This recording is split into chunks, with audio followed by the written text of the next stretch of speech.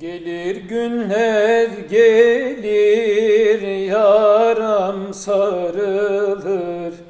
Gelir günler gelir yaram sarılır. My name is Haig Aivazian. I'm an artist based in Beirut. I'm here presenting two bodies of work that are somehow related around the themes of preservation and conservation, looking into the kind of violence of certain practices of modernity.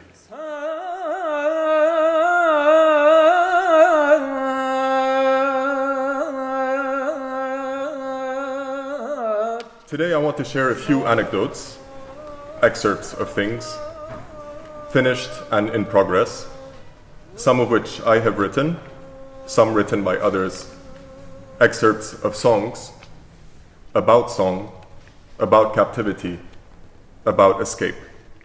The work that you see behind me is an installation called Rome is Not in Rome, Pt.II Mythology to Abattoirs. It's a series of sculptural interpretations or amalgamations of various aspects of historical and architectural references, often coming together to make hopefully uncomfortable but also playful creatures or animals, a sort of way to rethink certain historical moments in the voice, even though silent, of these animals. The other work that I'll be presenting here, or at least talking about, I won't be presenting the work itself, is also concerned with these restoration or conservation practices, but with a focus on music, and particularly on so-called Oriental music or Mid-Eastern music, or a number of other terms to refer to a large region that's actually ethnically quite mixed. I have been thinking about three sites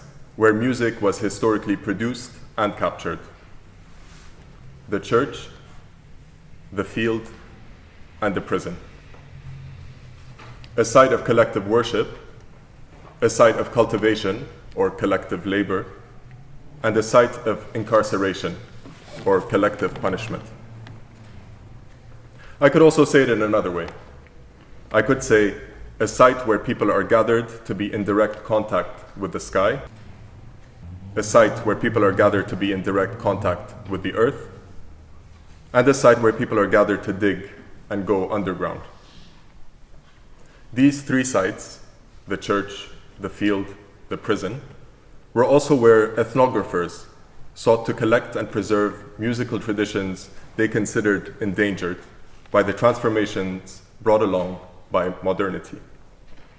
At the turn of the 20th century, in the Ottoman Empire, where the great empire starts to crumble and the various ethnicities of the empire start to take on or to claim or reclaim their ethnic identities or national identities. And music, like many other things, like language, for instance, starts to play a very important role in claiming or constructing or reconstructing these national identities. In order to regain authenticity, in fact, there's a lot of contortions that need to happen in the various musical practices. And so, in fact, when we think of traditional music today in the area or in the region, we're actually looking at a result, this kind of strange result of a modernist process. Duvar deleyim mi, yanına geleyim mi? Duvar deleyim mi, yanına geleyim mi? Aç kapıyı gardiyan, 5 altın vereyim mi? Ben verem oldum yar yoluna.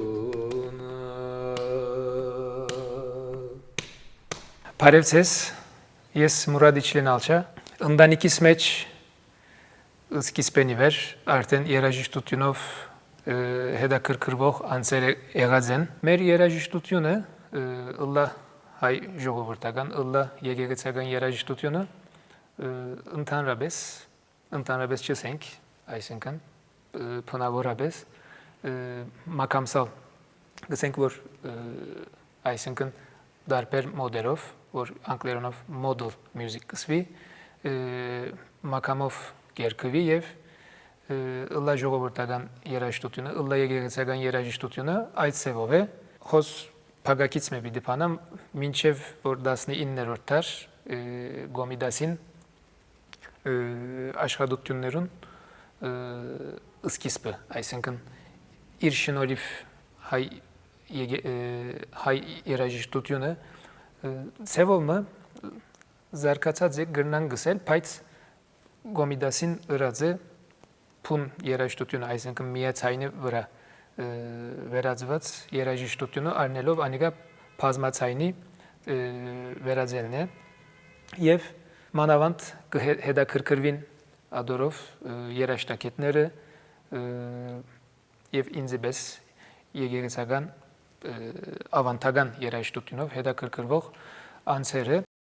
These ethnographic practices of transcription and classification, which culminated at the turn of the 20th century, rarely left the music recorded untouched, driving a process of mutation that altered it, transformed it, contorted it and the cultures that produced it in profound ways. And so the music that was being preserved was, in a sense, as dead as the taxidermy animals on display in the museum we are in right now. Maybe that is why often, when I think of prisons, of walls and white lights, of speaking to a loved one through thick glass, I also think of museums and lighting looted or extracted artifacts.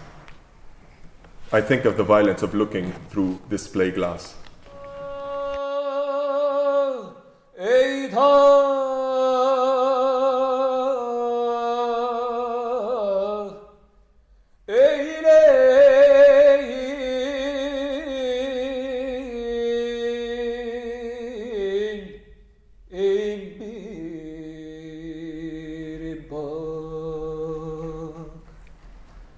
Sıkıyor zincir bileği jandarmada dinim anıyor. So I began to work with this choir, and the first performance that I did was in an abandoned Greek school in Istanbul. I say abandoned, but it was then, repurposed and reused for art as an art venue. But the history of the place was that it was vacated, that the Greek students were vacated when there was a population exchange between the two countries.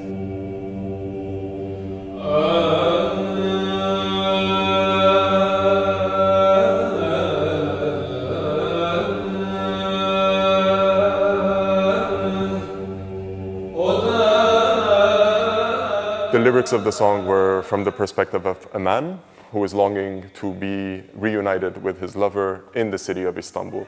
And I thought, as I started to kind of, choreograph this performance, and it's a simple choreography, the kind of central spine of the school is this double staircase that goes up the 4 floors.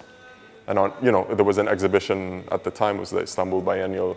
And so I thought, the choir can move up each floor and in a sense serenade all these different works that are there. And so they start from the ground floor, there's a solo, then there's a chorus as they walk up the stairs, and the chorus is the wavy is the sea. And so I like to think of them as this kind of like flood, basically. They're reflooding this vacated school with a sonic kind of vibration or a presence.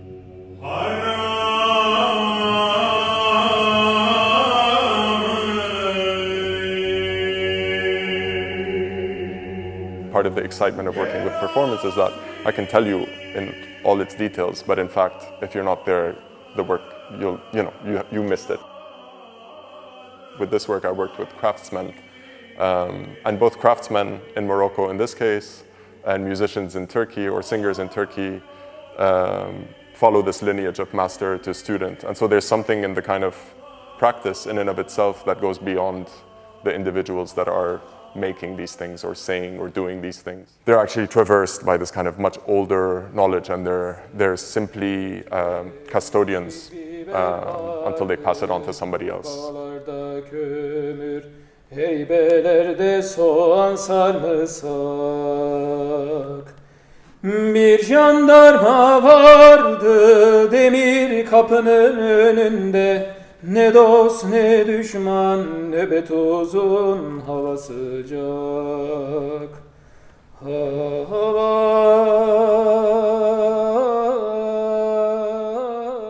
are in my heart and head.